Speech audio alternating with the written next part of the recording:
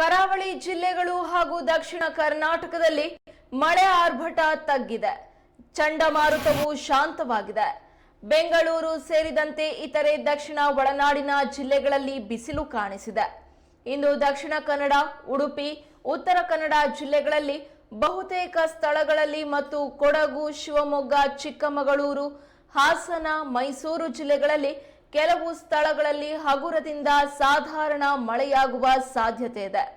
ಕೋಲಾರ, ಬೆಂಗಳೂರು ಗ್ರಾಮಾಂತರ, ಬೆಂಗಳೂರು ನಗರ, ತುಮಕೂರು, ಚಿತ್ರದುರ್ಗ ಮತ್ತು ಚಿಕ್ಕಬಳ್ಳಾಪುರ ಜಿಲ್ಲೆಗಳಲ್ಲಿ ಕೆಲವೆಡೆ ಹಗುರ ಮಳೆಯಾಗುವ ಸಾಧ್ಯತೆ ಇದೆ. ಗುರುವಾರ ದಕ್ಷಿಣ ಕನ್ನಡ, ಉಡುಪಿ, ಉತ್ತರ ಕನ್ನಡ ಜಿಲ್ಲೆಗಳಲ್ಲಿ ಹಲವು ಸ್ಥಳಗಳಲ್ಲಿ ಮತ್ತು ಶಿವಮೊಗ್ಗ, ದಾವಣಗೆರೆ, ಬಳ್ಳಾರಿ, ಚಿತ್ರದುರ್ಗ ಜಿಲ್ಲೆಗಳಲ್ಲಿ ಕೆಲವು ಸ್ಥಳಗಳಲ್ಲಿ ಹಗುರದಿಂದ ಸಾಧಾರಣ ಗುಡುಗು ಸಹಿತ ಮಳೆಯಾಗುವ ಸಾಧ್ಯತೆ ಇದೆ.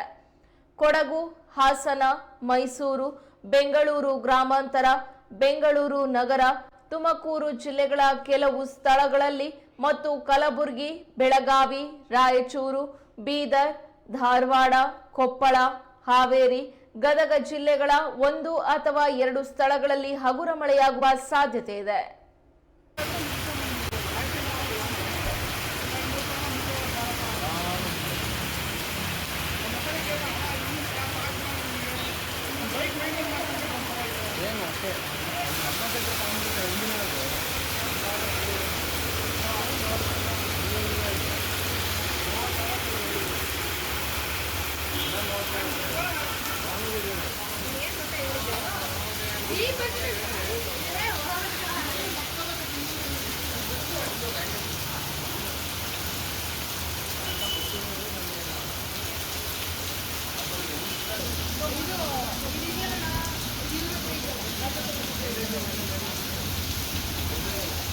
ಮಂಜಿನ ಪ್ರಮಾಣವು ಹೆಚ್ಚಳವಾಗಲಿದೆ.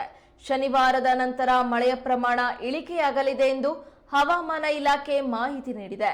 ಈ ಬಾರಿ ಭಾರೀ ಪ್ರಮಾಣದಲ್ಲಿ ಮಳೆ ಸುರಿದಿದ್ದರೂ ಡಿಸೆಂಬರ್ಗೆ ಎಂಟ್ರಿ ಕೊಟ್ಟಿದ್ರು ಮಳೆರಾಯನ ಅಬ್ಬರ ಇನ್ನೂ ಇದೆ.